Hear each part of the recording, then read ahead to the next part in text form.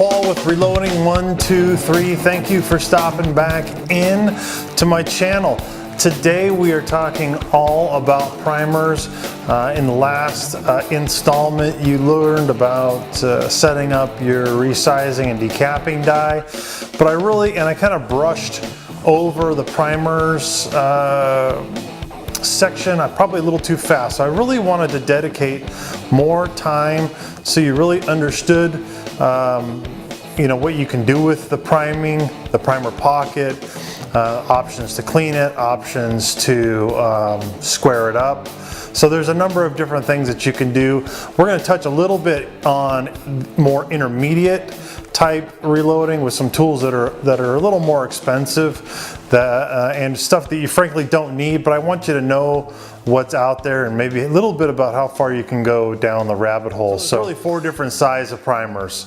You've got large rifle, small rifle, large pistol, small pistol. So 4 different sizes, if you will, and don't confuse them.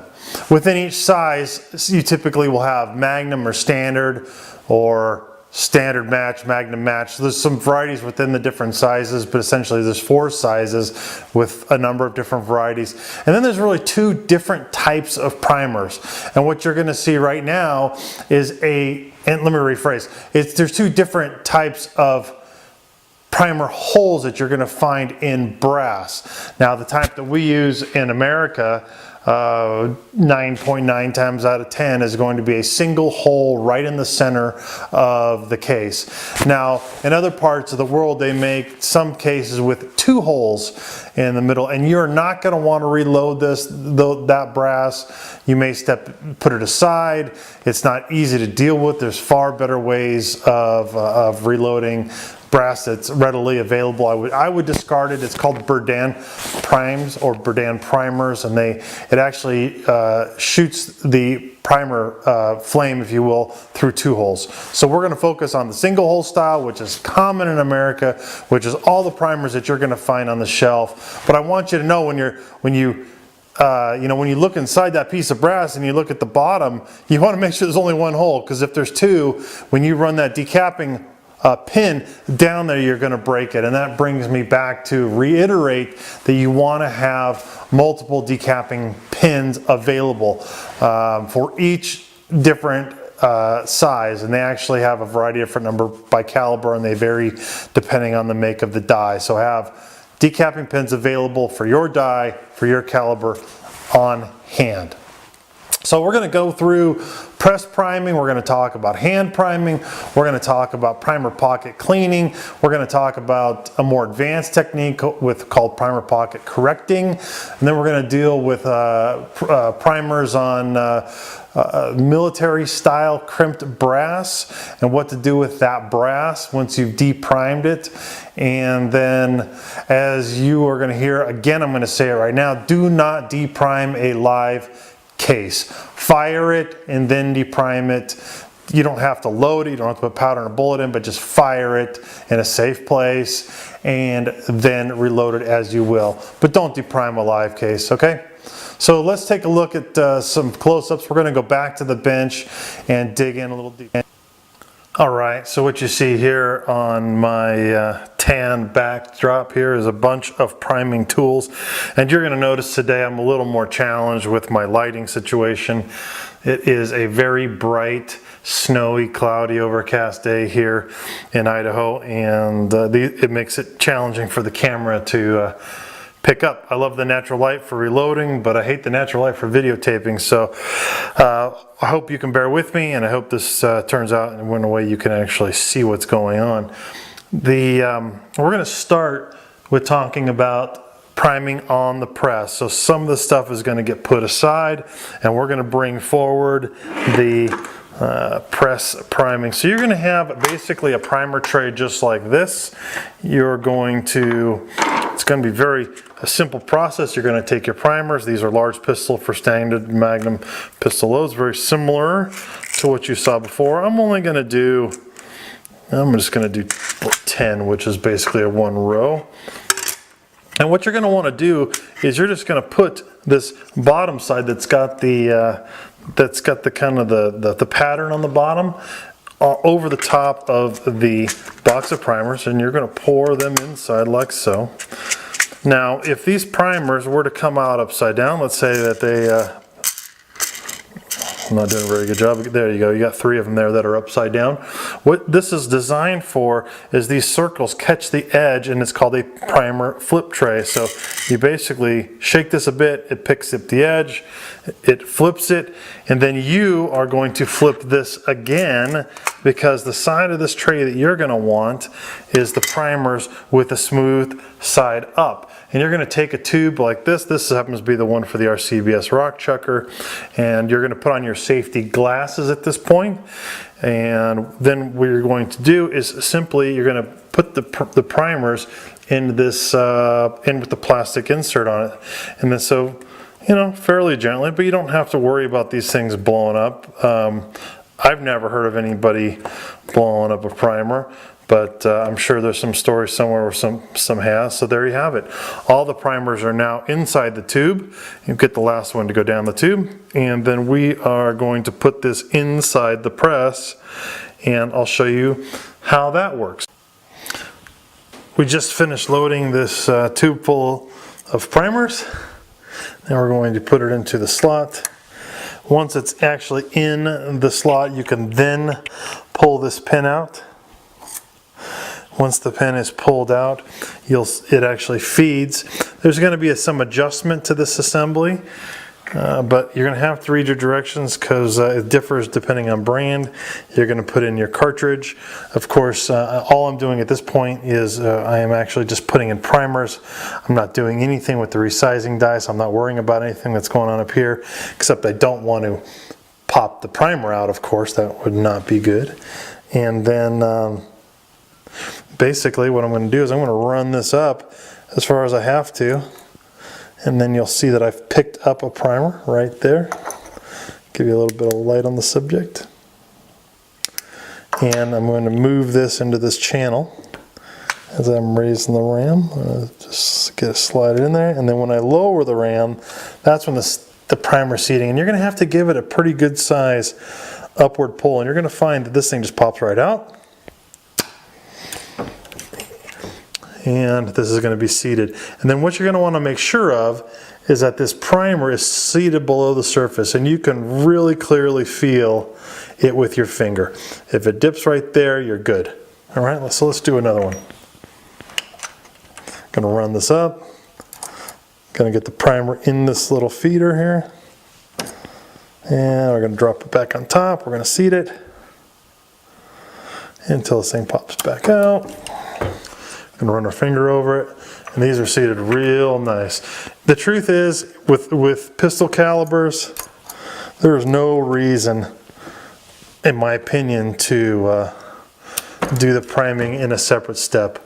You should just do it in the same, in one step with the press. Now here's a kind of an interesting example that the primer becomes a little bit challenged to get into the little deal. So you have to be a little vigilant. You have to kind of watch what you're doing. Again, always checking that your primers are seated. So there you have it. This is the process of priming on the press. It's some presses do this better than others. And but there you go, there's 5, and they are done well. So hopefully that makes a lot of sense to you. And you know, the other thing I would, on a kind of a side note, and hopefully I come back to this later again, is that not all shell holders are the same. So when you're shopping for shell holders, I would suggest you get a quality one and look for things like sharp edges and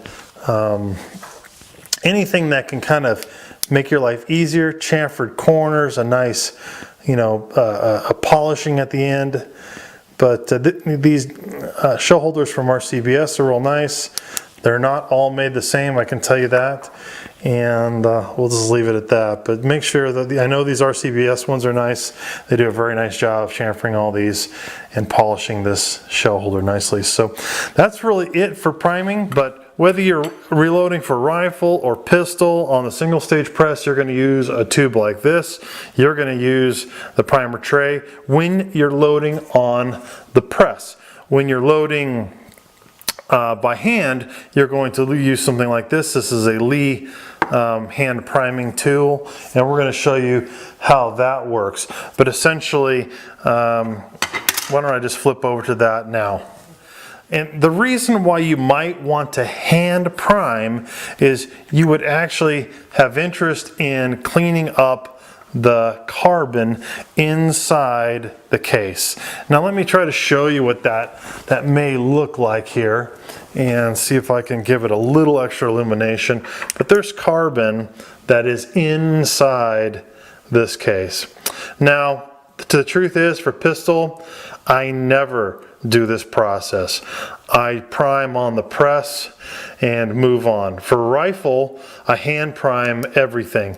So it's really going to be up to you whether this carbon in here makes a difference in your accuracy. Is to be argued. Most competitive shooters clean it very well, I might add. Others don't worry about it. So all I really want to show you is a technique of doing this on the press, which I've done, and off the press, which I'm going to do now. And then I'm going to show you a process of cleaning the inside of these pockets if you want to. Again, this is going to be one video that covers both rifle and pistol. So let's kind of dive in. We're going to take this hand priming tool. We're going to put on the proper insert for said tool. This happens to be a Lee tool. And if you have the Lee tool, you may consider getting this set.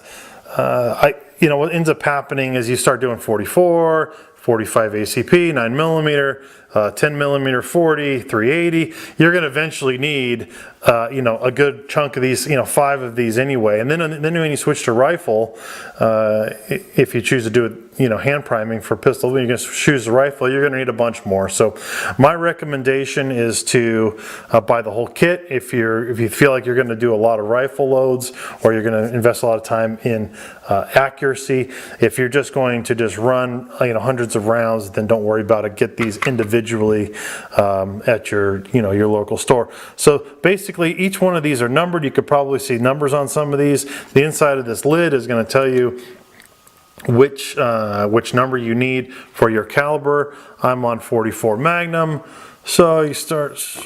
Okay, so 44 Magnum is number 11. So we're going to reach back into the box here, grab number 11, give it a quick little test fit, make sure we're in good shape. We're going to insert we can go ahead and put this off to the side now. We're going to insert this assembly into the top of the priming device, and it locks in. All I really did to push it, I just push it down using the spring that's inside. We're going to fill this hopper with those 10. Well, actually, I'm going to put 10 more in this. I'll show you how that works. We're going to put this in, and we're going to prime a few. Okay, so let's take a look at that. And the new version of this is a little bit different. As you can tell, this still has the circular indentations. I've grabbed 10 more primers. I'm doing kind of the same thing.